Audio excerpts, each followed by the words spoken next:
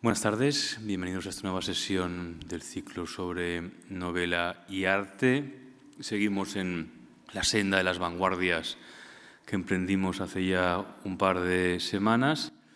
Hoy vamos a hablar de un libro, de una novela bien curiosa, muy interesante y muy compleja, como es la doctrina del Saint-Victoire, la lección del Saint-Victoire, die Lehre, ¿verdad? Es el alemán, die Lehre de Saint-Victoire.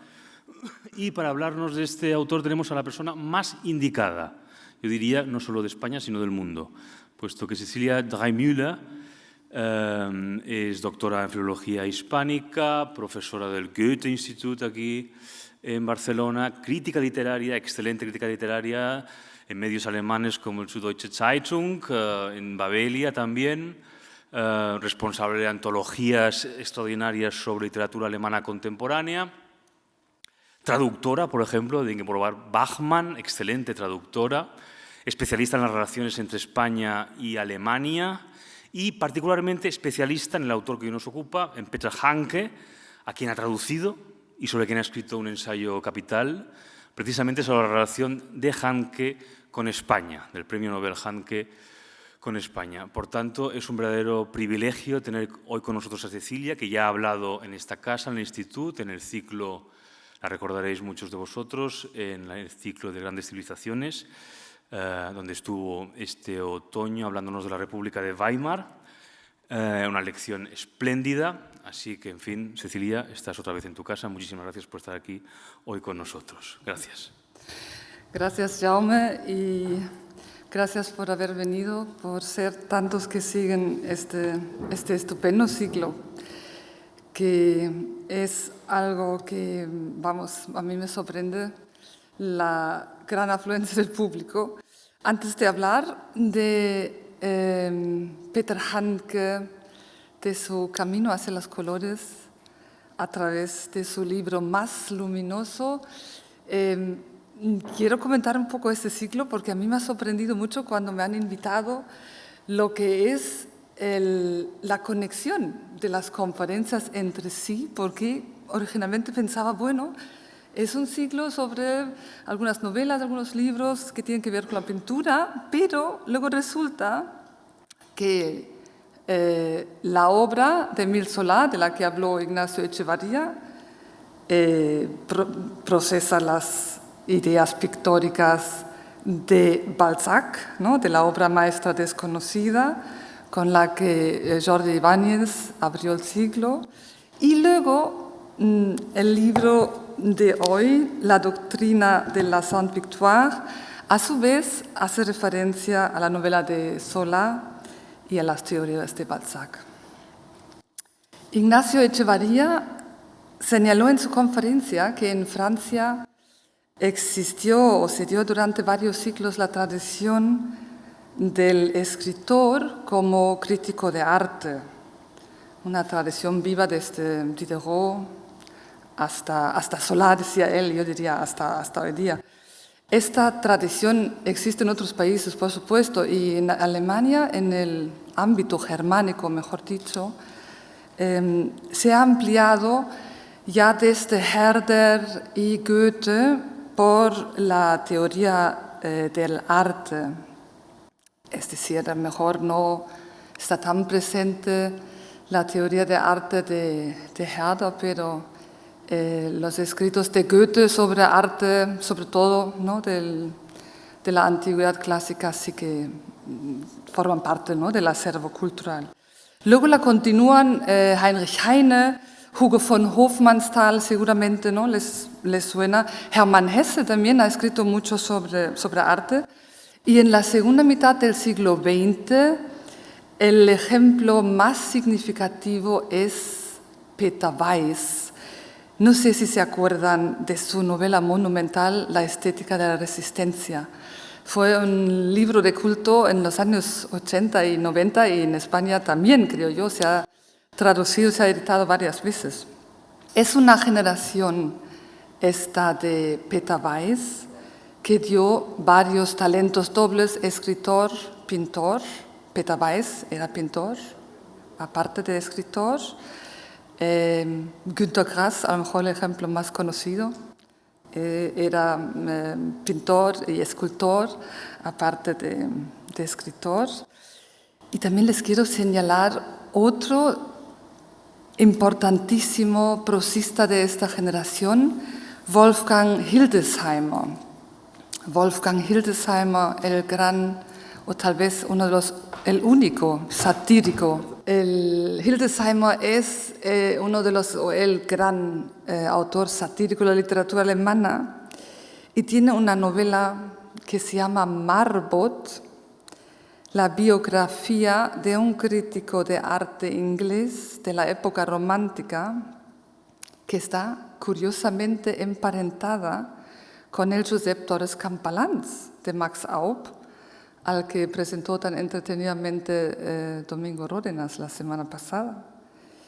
Porque este aristócrata inglés, el Sir Marbot, es igualmente una invención de Wolfgang Hildesheimer, como lo es Torres Campalans de Max Aub. Bueno, aquí hemos hecho unas conexiones con el ciclo. Es una conferencia con rodeos, eso se lo debo a la narrativa de Handke. Handke es un escritor de rodeos, o sea que si se acerca a un tema lo hace haciendo rodeos, o sea, primer rodeo. A Peter Handke, de todos modos, en esta ilustre galería de los escritores pintores, no lo puedo, aquí ya estamos, no lo puedo poner porque no es pintor, pero sí tiene una gran afición al dibujo que se plasma desde hace más de 40 años en sus cuadernos de apuntes. Están hechos normalmente en lápiz o con el bolígrafo, como se puede ver aquí, a veces también con rotuladores finos de colores.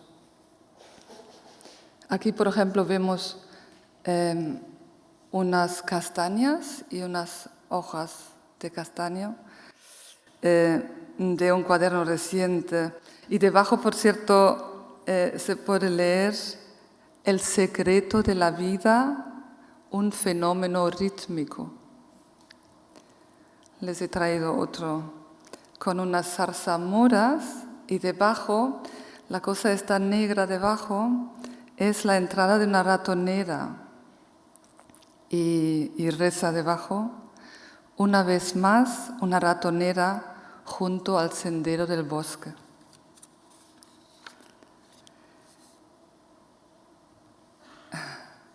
Y este otro representa, eso sería totalmente abstracto, ¿no? Pero representa unas manchas de petróleo sobre el asfalto de una carretera secundaria en Francia. El debajo pone Niemandsbucht, en la bahía de nadie. Es en referencia a un título suyo. Él siempre dice que el lugar, la región donde vive, cerca de París, es la bahía de nadie. Y hasta la portada del libro de la doctrina lleva un dibujo de Handke, de la montaña. Y yo no sé si se puede ver aquí en esta reproducción, pero en el fondo, en la parte del cielo, detrás de la montaña, se ven así traslúcidas las letras. Son todos de cuadernos. Esos dibujos, y hay cientos de estos dibujos, yo diría más bien miles de dibujos, no muestran una técnica sofisticada, ¿no? Pero sí elaboración y una gran delicadeza. Pero sobre todo testimonian la contemplación larga de un detalle al lado del camino. Algo bastante insólito, en una época donde las tomas con el móvil sustituyen la mirada, ¿no? Los dibujos de Handke, igual que su escritura, nos enseñan que hay que mirar para ver y mirar con tiempo. En 2018, hace 2 o 3 años, se organizó en Berlín, en una galería, una exposición de estos dibujos, que fue muy bonita. Luego se publicó, bueno, esto no es el catálogo, sino es una selección de los dibujos, porque estos se arrancaron de los cuadernos y Handke las regaló a su mujer Sophie Semin. Y yo inmediatamente cuando lo vi tenía la idea que esta exposición la teníamos que traer aquí a España, porque como saben, Handke ha estado muchísimo en España, ha escrito muchísimo sobre España, y en esos cuadernos hay muchos paisajes de España, hay muchas cosas propias de España, que si yo me acuerdo del rosetón de la Catedral de Soria, y vamos, un montón de detalles sobre España. Y por eso pensaba esto, hay que traerlo aquí. Pero Sophie Semin como que le preocupa, es todo así un poco frágil, que esto no puede pasar bien el transporte, no lo sé. Y todavía estamos en ello, a lo mejor se puede ver en algún momento. Bueno,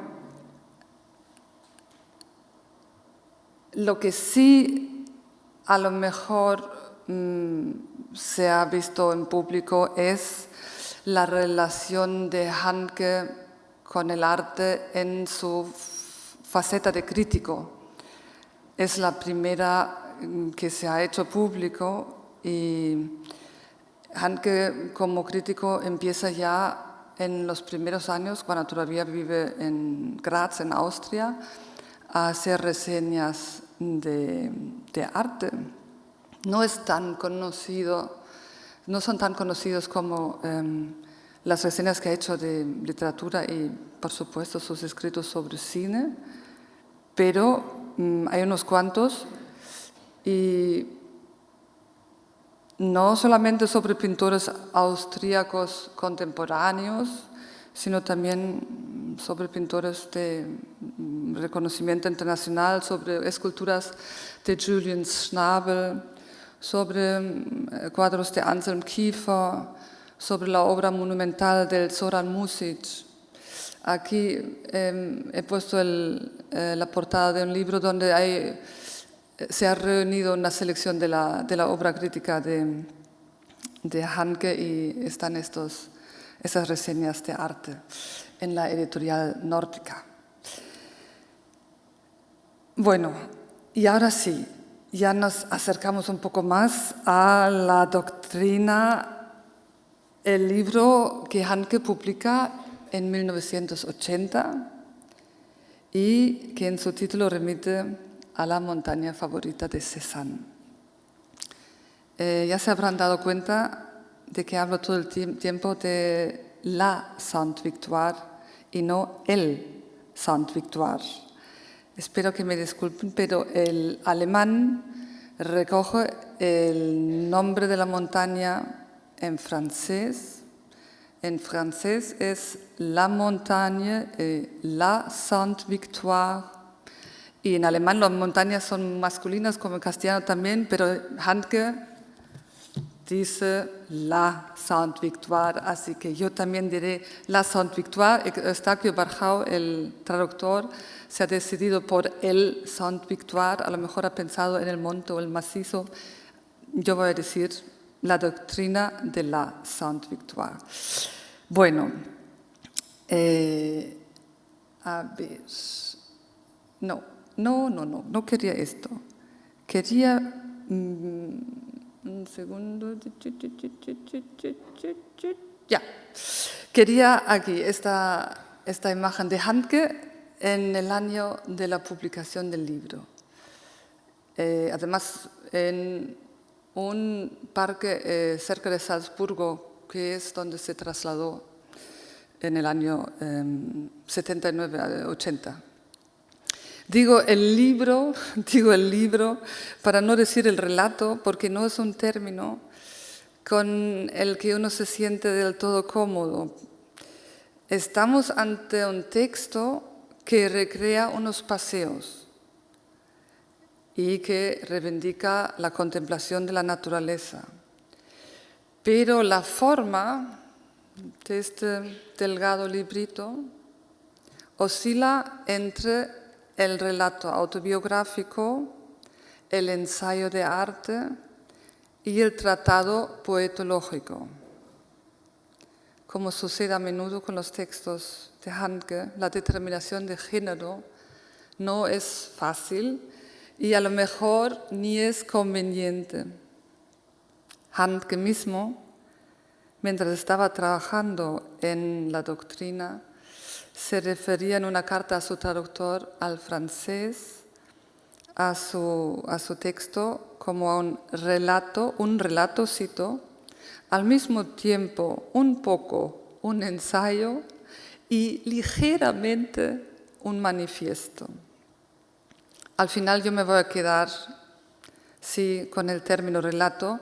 También Handke insiste en el término relato. En un momento dado del libro dice: mi ideal desde siempre era la suave insistencia y el curso bienhechor del relato. En todo caso, el elemento narrativo prevalece, aunque no se relate ninguna historia y tampoco haya mucha coherencia narrativa.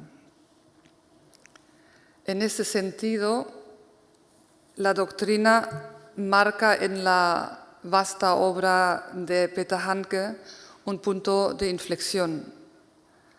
A partir de esta, es la 11ª obra narrativa, Handke, que tiene 37 años cuando la publica, prescinde, a partir de este libro, prescinde definitivamente de la acción o de la trama a favor de la descripción y de la reflexión. Y, sobre todo, da preferencia a un discurso digresivo que avanza de forma aparentemente arbitraria y en el que se desgranan experiencias perceptivas de un protagonista que coincide en muchos rasgos con el autor, y las experiencias perceptivas y las reflexiones que le suscitan sus observaciones. A este movimiento no lineal corresponde el esquema del viaje o del paseo o de la caminata a pie, que se establece entonces y se vuelve tan característico para la escritura del futuro Premio Nobel.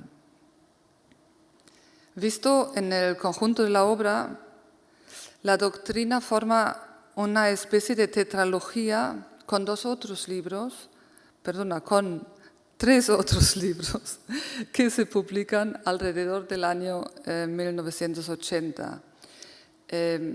Anterior a este, la novela Lento Regreso, luego también anterior la pieza de teatro Por los pueblos y finalmente, lo que vino justamente después de la doctrina, Historia de niños, un libro maravilloso. En todos los 4 se detecta una vuelta hacia lo espiritual, una especie de giro metafísico. Y especialmente aquí, el Handke tan sobrio y conciso de la novela El miedo del portero ante el penalti, o del relato sobre su madre, ¿no?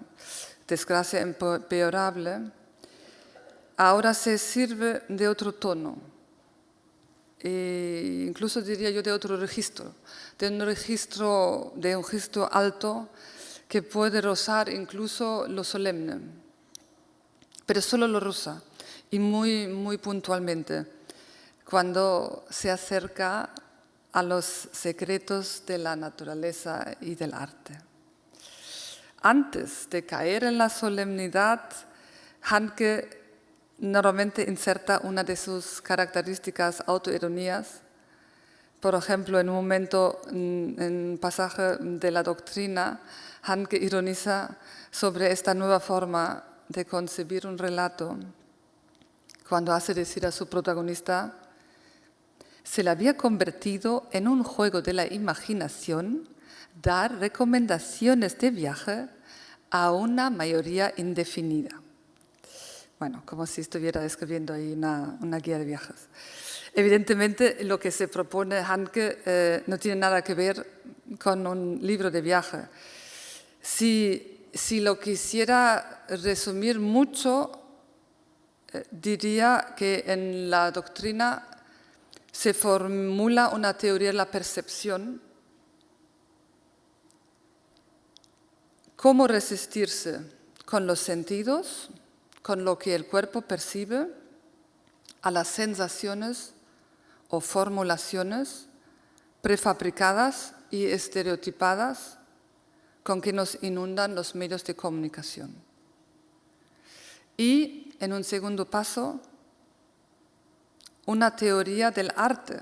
Handke aquí formula una teoría del arte que enlaza con una exploración de las posibilidades de la escritura literaria.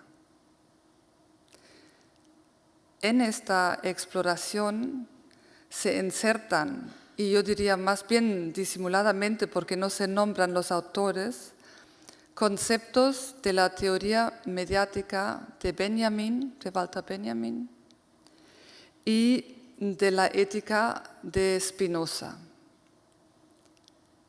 Es donde la doctrina se acerca directamente ya a la poetología programática, ¿no? Esto suena tremendamente teórico, pero en realidad da una idea un poco equívoca del libro. Al menos si teórico sugiere opacidad. No en vano, al principio he dicho que es el libro más luminoso de Handke.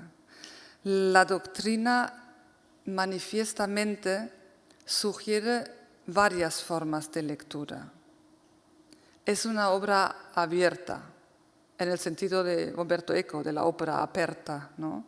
El lector puede completarlo a su manera. Y perfectamente puede pasar por alto las muy discretas referencias filosóficas y quedarse con las observaciones sobre el paisaje o con las reflexiones del efecto del paisaje sobre los sentidos. El enorme atractivo de la doctrina, que es uno de mis libros, no, creo que es mi libro favorito de Handke, al menos entre los más cortos. El enorme atractivo consiste en que Handke envuelve su propósito intelectual de un parlando con el que va hilando a ritmo de paseo impresiones de lecturas, de visitas de museos, recuerdos de la infancia, anécdotas del pasado familiar, del protagonista, que como hemos dicho coinciden bastante con la suya, y descripciones de lugares bastante extensas. En Francia, no solamente aquí en la región de la Provenza, luego también en París, y al final en Austria, donde Handke fija su residencia cuando escribe la doctrina. Todo esto fluye con una maravillosa levedad. En las afirmaciones del protagonista, además, priman el entusiasmo y la humildad. El entusiasmo de la mirada hacia el paisaje que recorre el entorno de este macizo montañoso. ¿Saben dónde está esto, no? Estamos hablando de Aix-en-Provence, el sureste de Francia, o sea que un poco al norte de Marsella, ¿no? Al noreste de Marsella. Y es una zona ahora irreconocible, no tiene nada que ver con lo que era el paisaje sigue siendo el mismo, pero en cuanto a construcción, en cuanto a presencia humana y destrucción, digamos, del entorno natural, no tiene nada que ver. Bueno, dije que es por un lado el entusiasmo de la mirada y por otro lado de la humildad del que mira, la humildad de un aprendiz que recoge las enseñanzas de las obras de arte.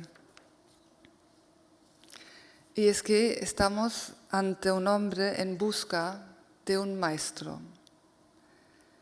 Cito una frase de la doctrina.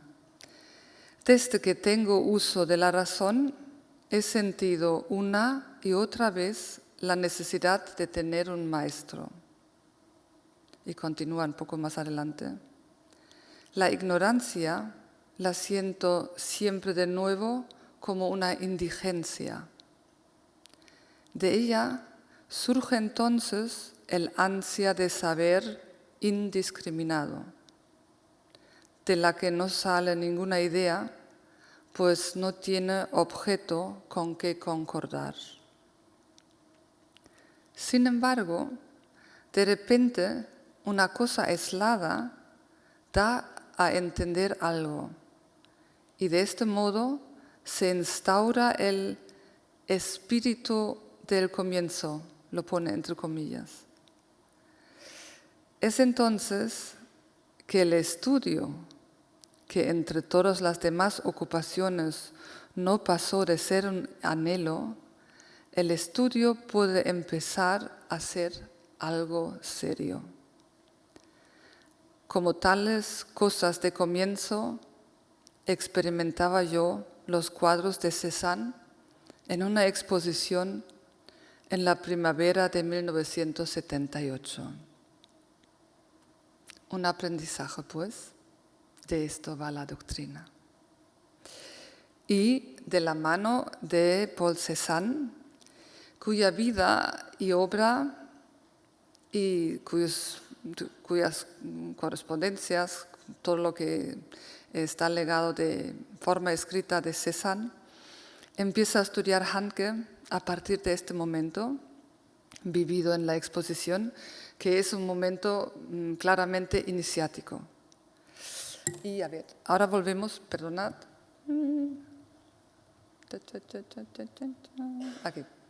Aquí está la foto de Cézanne como a los 30 años.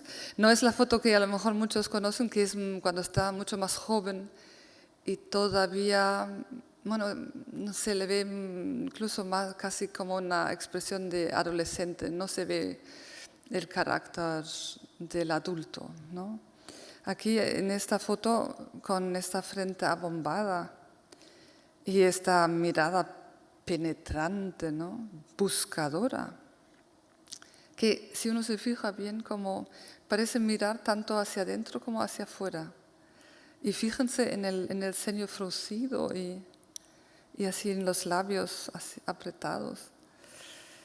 Bueno, viendo esta foto y viendo todos esos cuadros autorretratos de Cézanne, se plantea inevitablemente la pregunta: ¿por qué esta fascinación de Handke con Cézanne? Con la obra y la persona de un artista del siglo XIX, un hombre más bien conservador, de un oficio no intelectual, que trabajó y vivió en unas circunstancias tan ajenas a las del escritor austríaco-alemán nacido en plena Segunda Guerra Mundial, en 1942, y que pertenece a la generación iconoclasta por excelencia, la del 68. Me lo pregunto. Para entender mejor la conexión entre las dos obras, que antes de leer el libro no me parecía tan evidente. Vamos a ver.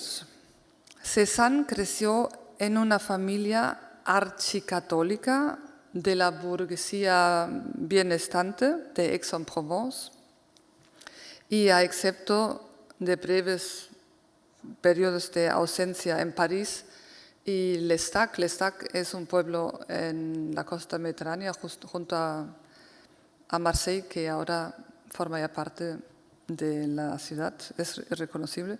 Bueno, pues aparte de estas estancias en París, donde iba periódicamente, y a L'Estaque, donde vivió unos años, siempre vivió en su pueblo natal.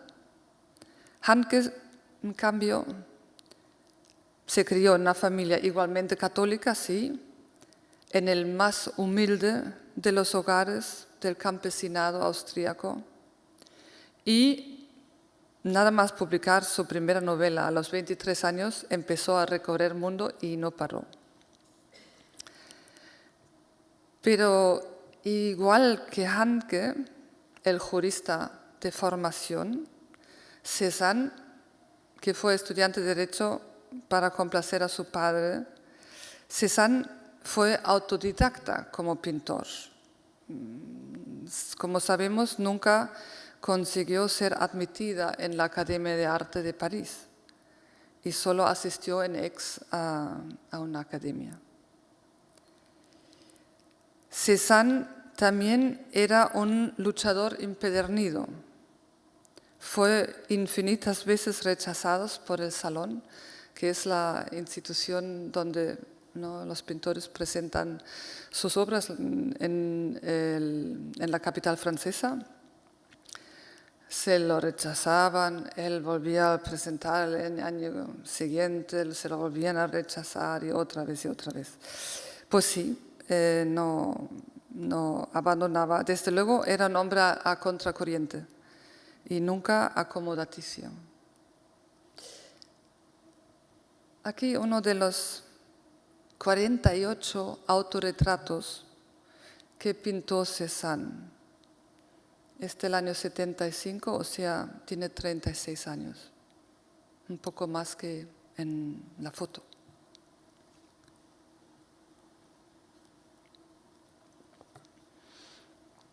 ¿Qué más sabemos de Cézanne? Fue un hombre solitario, con pocos amigos, emparejado, pero vivió separado de la mujer y del hijo la mayoría de su vida, y cuando se volvió a enamorar, renuncia a la amada y accede a casarse bajo la presión de la hermana Beata con la madre de su hijo. Handke, en cambio, bueno, no entremos en tema. Todo familia muy ramificada y eso, ¿no? Aquí tenemos un retrato de Cézanne a los 40. Todos los testimonios coinciden en que tenía un carácter difícil, cosa que nos sorprende con una vida sembrada de anhelos frustrados y de insatisfacción, sin reconocimiento público hasta los 55 años, ¿no?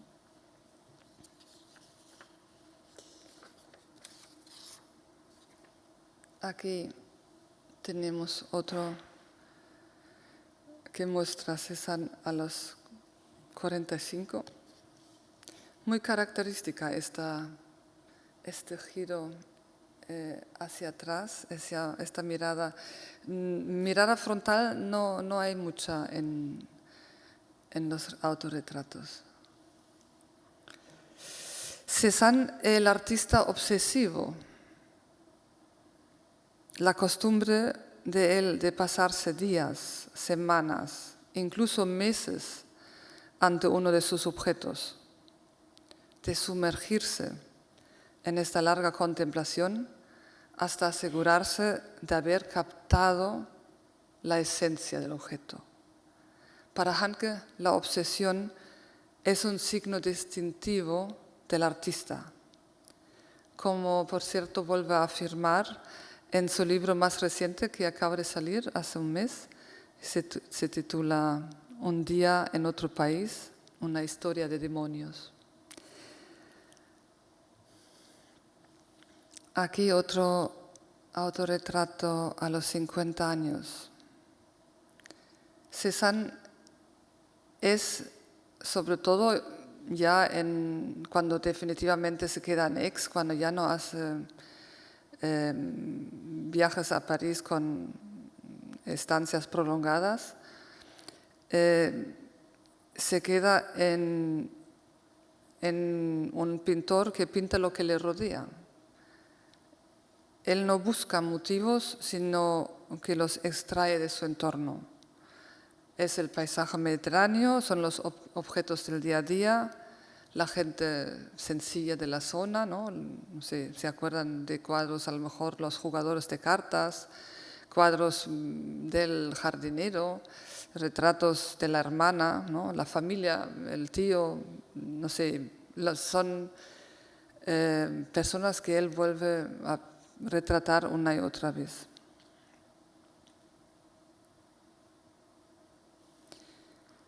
Aquí uno con 53 años más o menos, ¿no? Es un pintor de autorretratos que no explora tanto su interior, sino que recurre al modelo que tiene más a mano. En Handke esto corresponde totalmente con este lema de mostrar mi realidad, con este lema de partir las propias vivencias, que aclara en su novela o en su relato Desgracia empeorable, donde escribe sobre la vida y el suicidio de su madre. Allí hay una frase importante que es aplicable a la escritura de Handke a partir de este momento. Yo se lo cito. Porque habitualmente lo que ocurre es que parto de mí mismo y de mis asuntos. A medida que voy avanzando en la escritura, me voy librando de todo ello y dejo mis asuntos y a mí mismo seguir su camino como producto de mi trabajo, como mercancía que ofrezco. Aquí un autorretrato a los 56 años, un hombre prematuramente envejecido.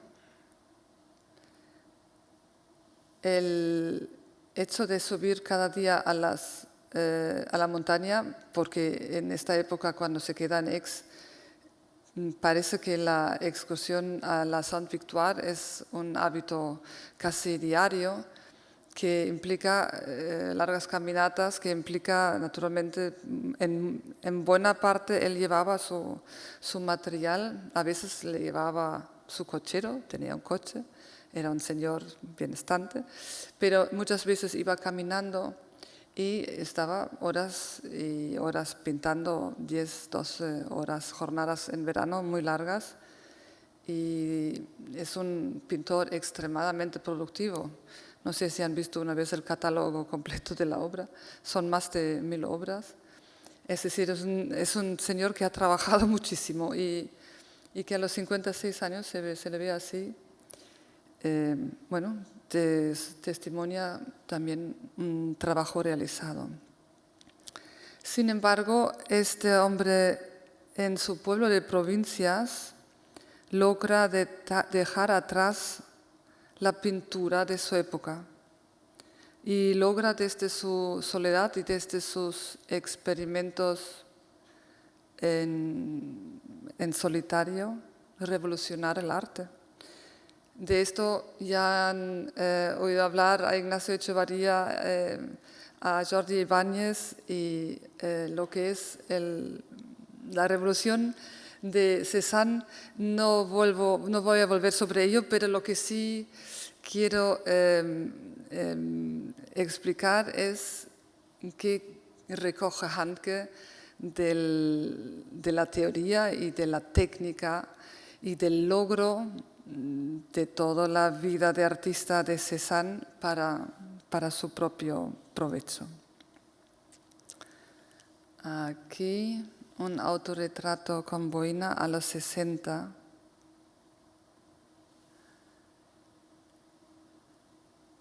Y aquí la foto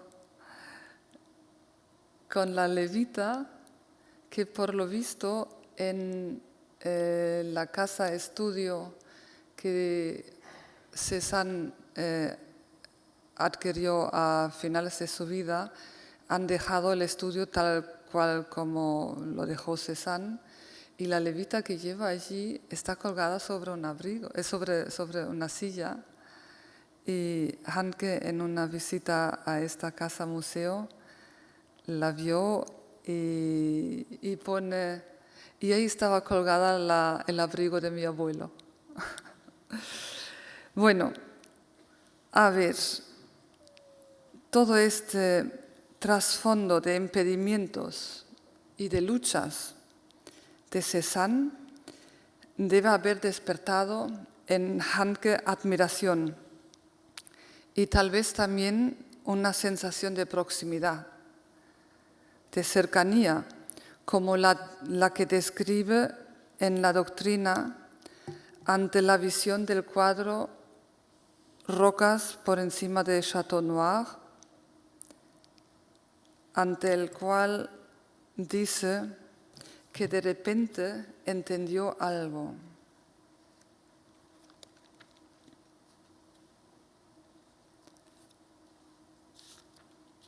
Es difícil decir lo que entendí allí. En aquella ocasión tuve ante todo la sensación de cercanía, necesitando transmitir lo que experimenté. Después de meditar lo visto un buen rato, me viene ahora a la mente un fotograma. Henry Fonda, en Las uvas de la ira de John Ford, bailando con su madre. Y continúa un poco más adelante. Peligro, danza, coherencia, cordialidad. Esto era también lo que constituía mi sensación de proximidad ante el cuadro. De repente, los pinos y las rocas se levantaban enormes en lo más profundo de mí mismo, al igual que un pájaro, alzando el vuelo con gigantescas alas, atraviesa por unos momentos mi cuerpo. Sin embargo, no se esfumaron como este sobresalto, sino que permanecieron. Sí, la sensación de proximidad era también un conocimiento. En aquella ocasión, en el año 1904, en la época en que nació este cuadro, ocurrió algo irrevocable, un acontecimiento cósmico. Y el acontecimiento cósmico fue este mismo cuadro.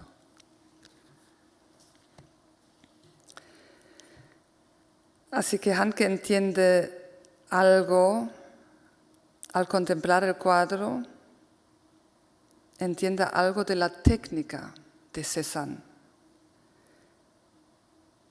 Vi los pinos y las rocas como signos entrelazados de una escritura. Este proceso de acercamiento a los secretos de la pintura de Cézanne lo refleja Handke a lo largo de los 9 capitulillos del relato y lo vuelve así inteligible para el lector. Paso a paso revela momentos de este acercamiento. Una cita. Cézanne, al principio, como es sabido, pintaba imágenes de terror, como la tentación de San Antonio. Pero a medida que pasaba el tiempo, su único problema vino a ser la realización, entre comillas, de las cosas terrenales puras y exentas de culpa, de la manzana, de la roca, de un rostro humano. Lo real, entonces, era la forma conseguida, que no lamenta perecer entre las vicisitudes de la historia, sino que transmite una existencia en paz. En arte no se trata de otra cosa. La existencia en paz. Este mensaje lo recoge Handke de los cuadros de Cézanne y esto es lo que buscará en la obra de arte. A partir de este hallazgo, trata de averiguar cómo consigue el pintor este efecto y sobre todo cómo puede trasladar de la pintura a la literatura este efecto. O sea, se propone a entender la técnica pictórica o la teoría pictórica de Cézanne y aplicarla a la técnica de la escritura. En esta misma exposición de 1978 de la que nos habla, se produce otro encuentro con un cuadro de Cézanne que Handke describe como una verdadera conmoción, usa la palabra conmoción. Se trata del cuadro titulado Hombre de brazos cruzados.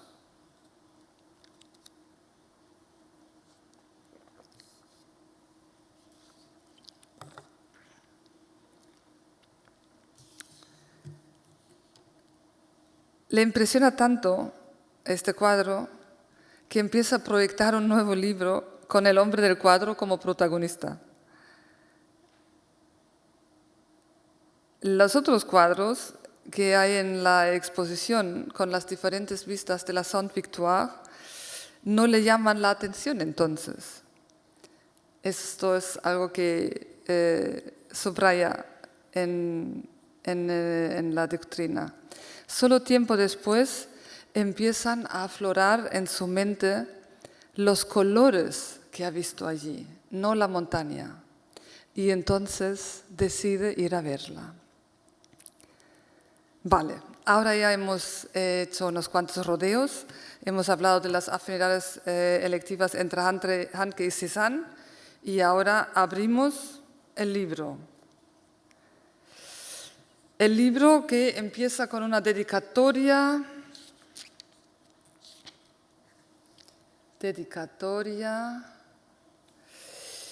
para Hermann y Hanne Lenz, agradecido por el mes de enero de 1979, dice la dedicatoria.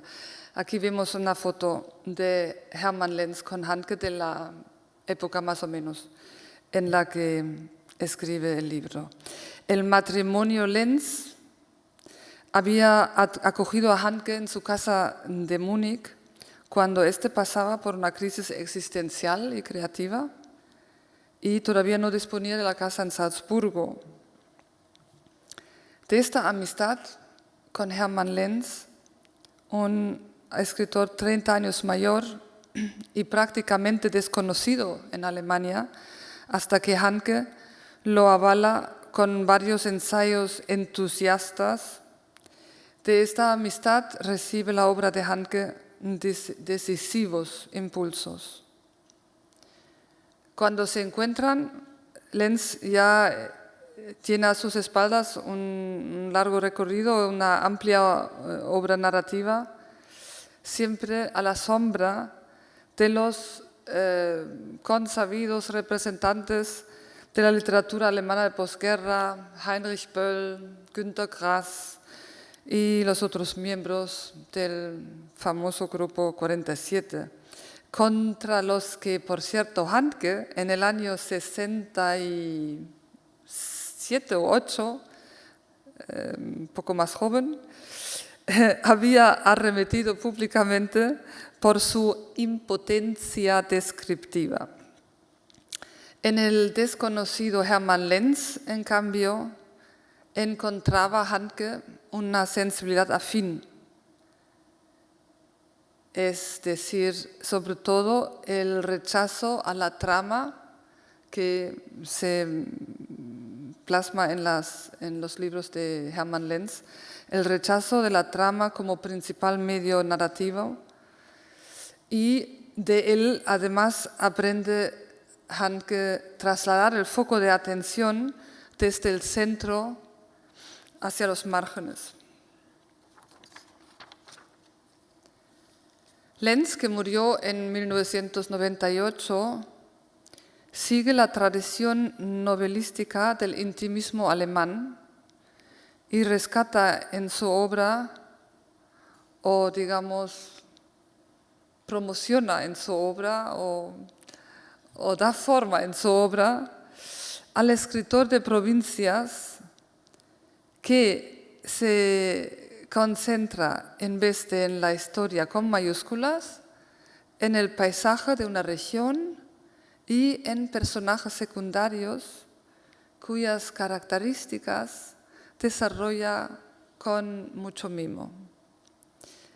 Es una lástima que de las casi 20 novelas de Hermann Lenz, solo una esté traducida al castellano. No tengo aquí la portada. Es yo diría que es una de las mejores que se ha traducido en Alianza, El cochero y El pintor de blasones. Conviene dedicar aquí unas palabras al intimismo alemán, una corriente literaria en boga entre 1830 y 1860, o sea, entre el romanticismo tardío y la Revolución del 48. Su máximo exponente es el narrador austríaco Adalbert Stifter, que aquí vemos. Y este hombre interesa especialmente en relación con este libro, pero en general con la obra de Handke, porque es otro santo patrón literario para Handke. Aquí interesa especialmente porque el libro arranca con un comentario de un relato de Stifter, un pequeño relato que se llama Cristal de Roca, que forma parte de una colección que se llama Piedras de Colores. Stifter sí que está traducido al castellano, gracias a la promoción que Handke dio en su obra de este autor. Y los editores y los traductores en los últimos 15 años, diría, se han fijado en la obra de Stifter y se lo recomiendo encarecidamente, es precioso. Bueno, eso es un comentario, empieza el libro con un comentario de Cristal de Roca, pero la cita significativa para la poética de Handke viene más adelante. Se lo leo. Como se sabe, Stifter reprodujo de esta manera la ley eterna del arte.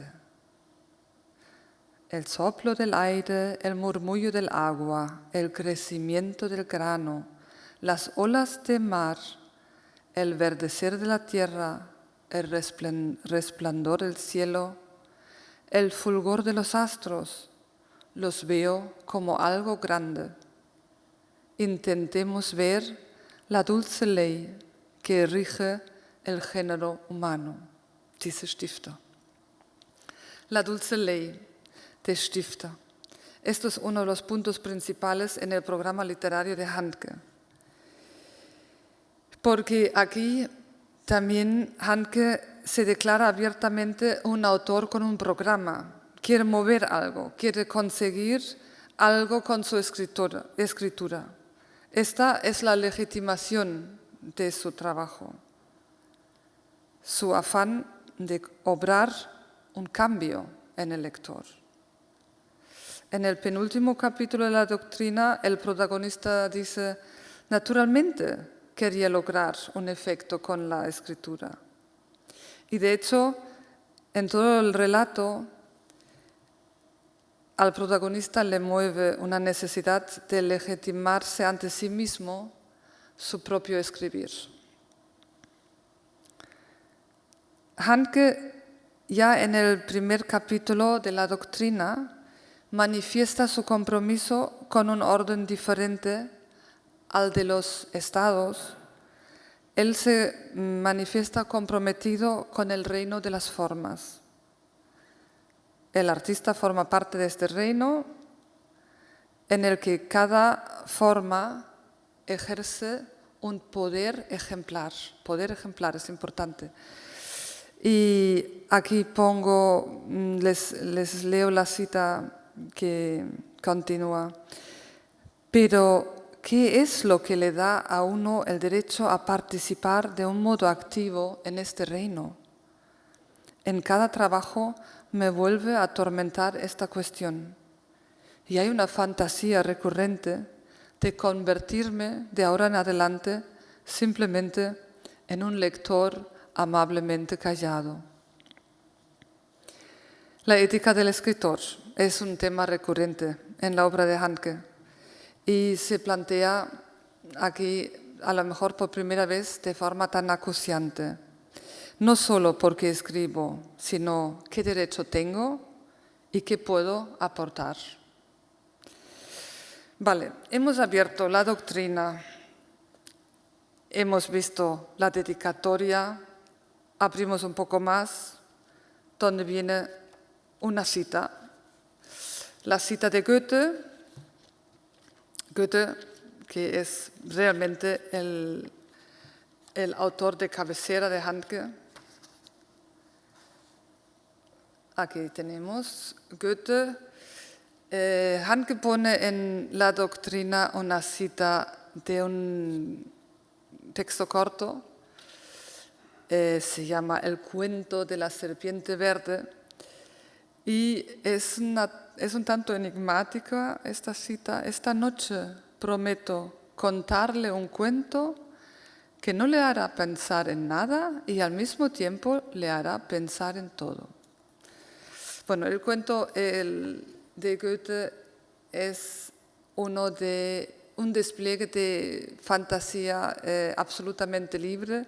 Es el cuento de hadas por excelencia. Y en ese sentido, a lo mejor despista un poco la cita, porque desde luego no es un despliegue de fantasía lo que Handke desarrolla a continuación, pero lo que creo es más significativo aquí es la referencia a Goethe como autor de la teoría de los colores.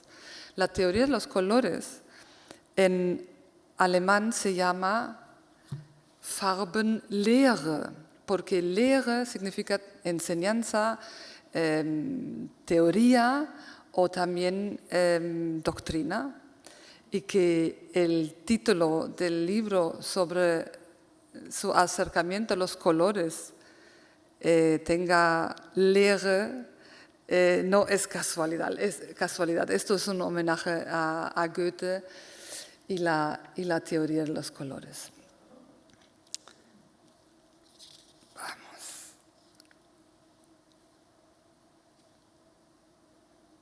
Ahí está.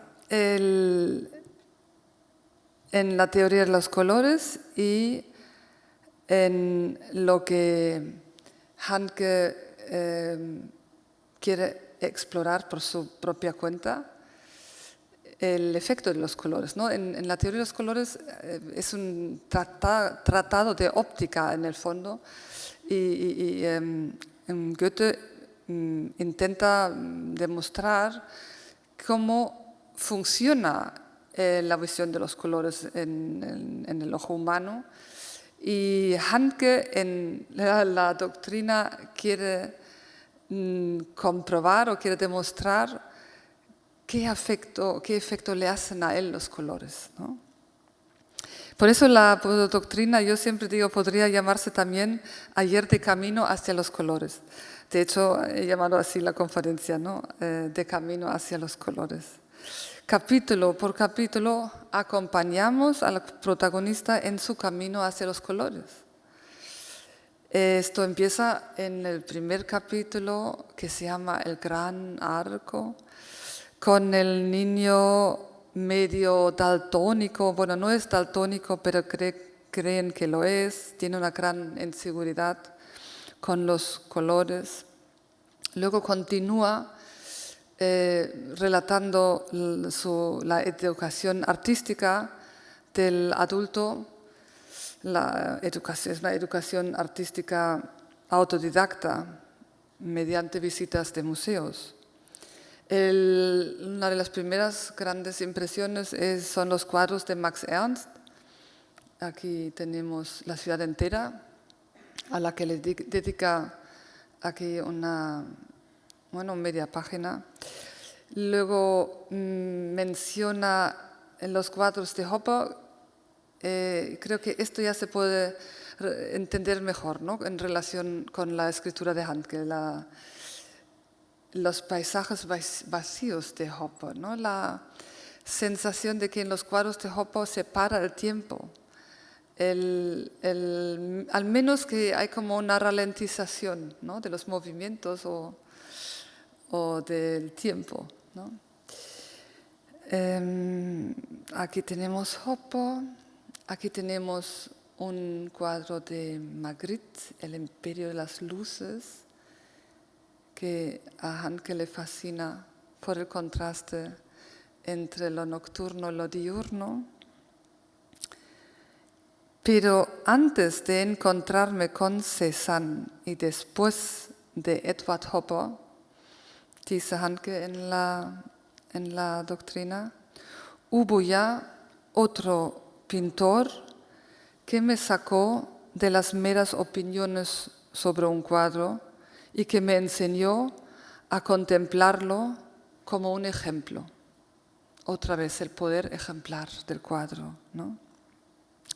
Es Courbet, los cuadros de Courbet. Aquí a la gran ola le dedica unas páginas, Handke, pero Courbet también en otros libros de Handke siempre vuelve a aparecer. Es el Courbet de los personajes humildes que trabajan en el campo. Sí, hace frío, sí, yo también. Y es el Courbet luego de los cuadros cada vez más abstractos y cada vez más vacíos de gente. Ahora bien, Courbet le remite directamente a Cézanne. Aquí tenemos una cita en el primer capítulo del libro. Uno de esta serie lleva el nombre La Gran Ola. Agua y aire son casi sus únicos objetos. Sin embargo, el cuadro con sus colores de roca da la impresión de algo firme y sólido, y con la multiplicidad de formas, unas relacionándose con las otras, produce un efecto dramático. Para Cézanne, Courbet tenía, entre comillas, el gesto grande y las maneras solemnes de los maestros. A la Grande Vague la llamaba él uno de los descubrimientos del siglo. O sea, todo le remite a Cézanne y sí es el que definitivamente le hace entrar en los colores. Aquí una cita muy famosa de la doctrina que dice así: sí, al pintor Cézanne le debo el haber estado en medio de los colores, en aquel lugar libre que hay entre Aix-en-Provence y el pueblo de Le Tolonnais, y que incluso el asfalto de la carretera se me apareciera como sustancia coloreada. Aquí tenemos una foto del macizo de montaña de la Sainte-Victoire. A ver, sí, Le Tolonnais. Esto es algo, bueno, no se ve bien, porque el caso es que todos esos pueblos los han engullido las urbanizaciones alrededor de Aix. Handke se acerca finalmente andando, ¿no? El libro es, en buena parte, el relato de unas caminatas. Se acerca finalmente andando al origen de los colores y permite así hasta al lector más inexperto a seguir su proceso de aprendizaje. A través de la percepción de los sentidos, no solo los ojos, sino también con el oído, con el olfato, con el tacto, cobran realidad las experiencias de su protagonista. Al movimiento de caminar se corresponde el movimiento del reconocimiento interior. Así se establece esa armonía entre caminante y entorno que Handke busca alcanzar en su escritura.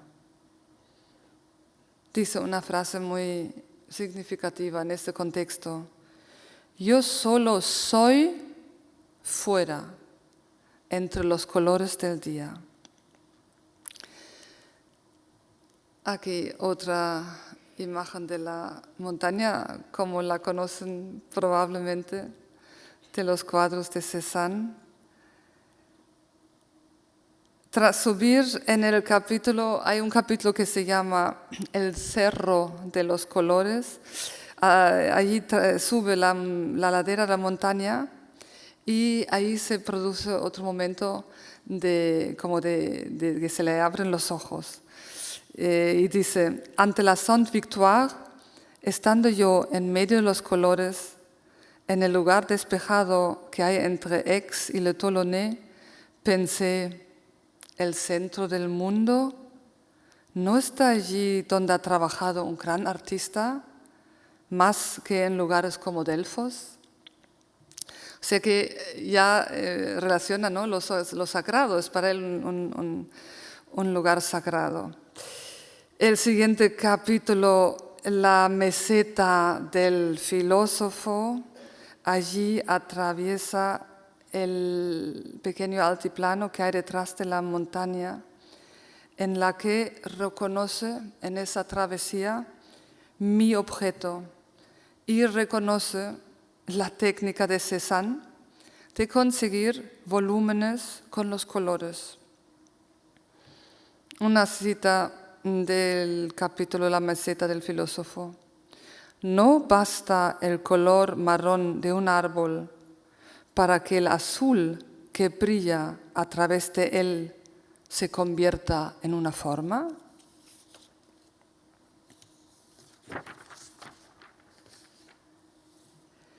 En los siguientes días, así sigue el relato, hace otra subida a la montaña. En el capítulo El camino de las moras, finalmente nota algo especial. Y cito: en el reino del pintor yo iba siendo cada día más invisible. Y continúa: no es que me viera como alguien que había desaparecido o que el paisaje, o que se había disuelto en el paisaje. Más bien me veía como cobijado entre los objetos de este paisaje, los objetos de Cézanne. Y es entonces cuando nota que tiene el derecho al que se refería antes, ¿no?, al que se cuestionaba antes, que tiene el derecho a escribir una doctrina de la Sainte Victoire. En la segunda parte de la doctrina, que empieza con el cuadro de los cuadros,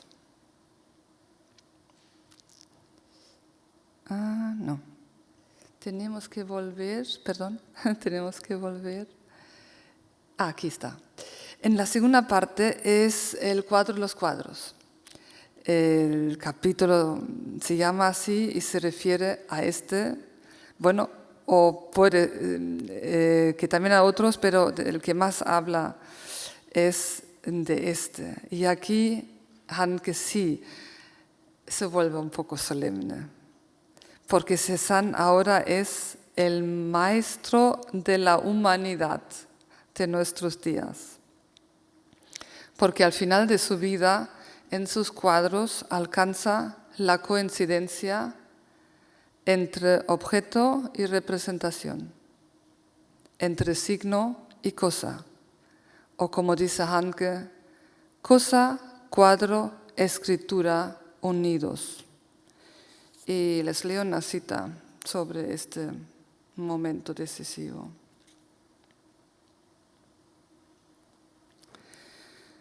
Las rocas y los árboles de Cézanne eran más que estos signos, más que puras formas sin rastro de la tierra. Además de eso, estaban entrelazadas unas con otras por el trazo dramático y por los pequeños trazos de la mano del pintor, y se habían convertido en conjuros. Y a mí, que al principio solo podía pensar, me parecen esto, tan cercanas, enlazadas ahora con los primeros dibujos de Cuevas.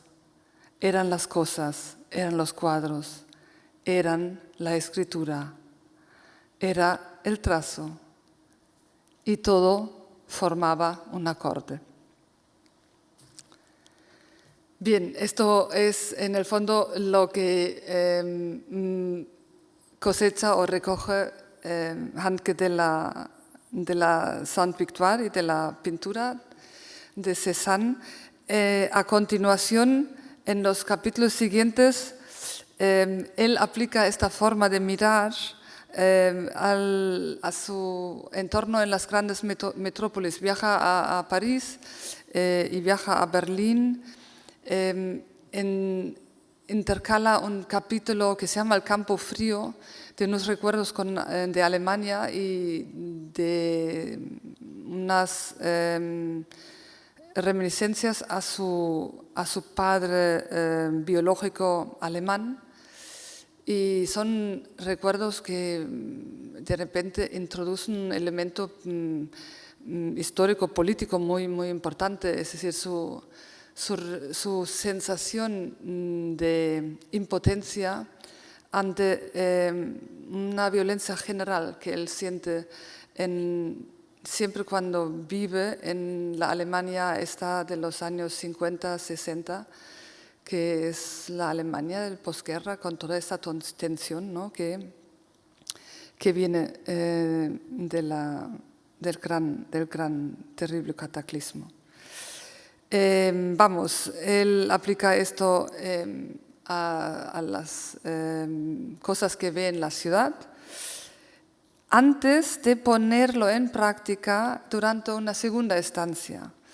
O sea que vuelve a Aix y quiere realizar la técnica de los descubrimientos y de las reflexiones del primer viaje en el texto que ya va escribiendo. El último capítulo finalmente se llama El Gran Bosque.